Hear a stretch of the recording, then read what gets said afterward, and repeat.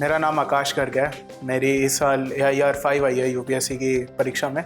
मैं दिल्ली का रहने वाला हूँ और ये मेरा सेकंड अटेम्प्ट था। मैं तो अपने लैपटॉप पे ही था सिंस द मॉर्निंग, मतलब देयर वाज चांस की रिजल्ट आज आने वाला है, तो पूरा टाइम मैं अपने लैपटॉप पे ही था। तो पीडीएफ खुली, पहले पेज पे ही नाम आ गया, तो it was very shocking for me also. और सबसे पहले मतलब मैंने अपनी मदर को ही बताया, तो शी वॉज वेरी हैप्पी। मतलब मैं शायद बोल नहीं पाऊंगा वो कितनी हैप्पी थी इस टाइम पे। थी सर, हमेशा घर में भी मोटिवेशन था हमेशा कि पढ़ाई में अच्छे हो, करके देखो एक बारी। तो एक बारी हमने भी चांस लिया और उसके बाद फिर जैसे जैसे आते रहे, पढ़ाई में मज़ा आने लग गया, तो उसमें फिर इंटरेस्ट बनने लग गया। तो एंड में आते आते कि हाँ यार ये करेंगे, ये अच्छा है। तो सिविल सर्विसेज का धीरे धीरे अपने आप ही बन गया सारा मोटिवेशन। मतलब मेरे को नहीं लगता कि बहुत ज़्यादा मुश्किल है। मतलब कंसिस्टेंसी चाहिए और कुछ भी नहीं चाहिए। कंसिस्टेंसी चाहिए और ऑनेस्टी चाहिए अपने आप से कि मैं तैयारी ठीक से कर रहा हूँ। तो ये दोनों चीज़ें होगी तो हो जाएगा सर। मेरे को नहीं लगता कि इसके अलावा और कोई तीसरी चीज़ चाहिए। थोड़ा सा मतलब एक तो बहुत ज़्यादा सोशल था पहले, तो वो थोड़ा सा कम करना पड़ा। एंड मतलब एक कंसिस्टेंसी और एक जो प्रोक्रेस्टिनेशन की आदत होती है हमारी कि आज करेंगे कल नहीं करेंगे, आज नहीं करेंगे कल करेंगे, तो वो मैं पहले बहुत करता था, पर लेकिन वो सब छूट गया यूपीएससी की प्रिपरेशन में अपने आप ही।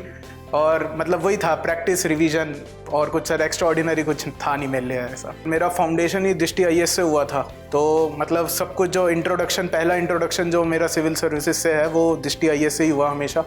तो मतलब गाइडेंस जो मेरे को चाहिए थी वो मेरे को सारी दृष्टि आईएएस से ही मिली है।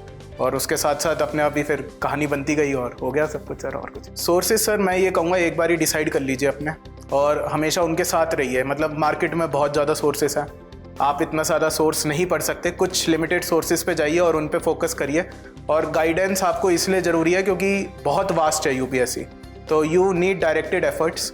और अगर आपके एफर्ट्स डायरेक्टेड होंगे तो आपका पेपर हो जाएगा। कुछ चीज़ें बहुत कम कर दी, मतलब लोगों से मिलना कम कर दिया, अपने दोस्तों के साथ बाहर जाना थोड़ा कम कर दिया।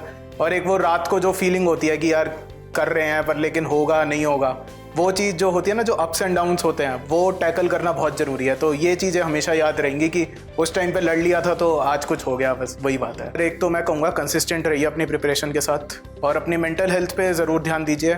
जो आप खा रहे हैं उस पर ज़रूर ध्यान दीजिए, क्योंकि ये चीज़ें आपको शायद नहीं समझ आए पर लेकिन बहुत बड़ा इम्पैक्ट ये करती हैं। और अपना रिवीजन और अपनी जो आंसर राइटिंग है या फिर क्वेश्चन पेपर्स हैं, प्लीज़ उन्हें ज़रूर सॉल्व करिए, क्योंकि एग्ज़ाम में आपको वही करना है। आप पढ़ लीजिए पर लेकिन एंड में आपको एमसीक्यू ही सॉल्व करना है और आंसर ही लिखना है। तो अगर आप ये स्किप कर रहे हैं तो वो शायद एक गलती है, तो इस पे ज़रूर फोकस करिएगा, मैं यही कहूँगा।